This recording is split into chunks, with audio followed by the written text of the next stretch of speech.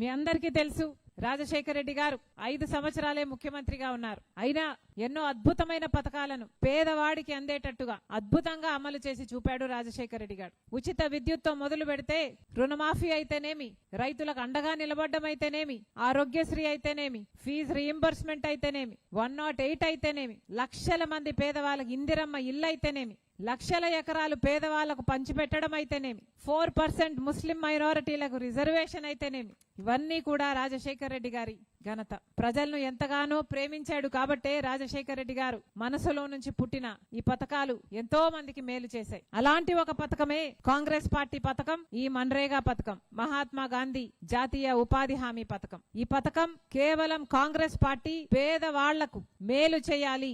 గ్రామాలలో ఉన్న వాళ్ళు పని లేకుండా వలసలు పోతున్నారు, పేదవాడు ఆకలి చావులు చావకూడదు, పేదవాడికి కూడా ఒక బార్గెనింగ్ పవర్ ఉండాలి అని పెద్ద ఆలోచనతో ఈ ఉపాధి హామీ పనికి శ్రీకారం చుట్టింది కాంగ్రెస్ పార్టీ.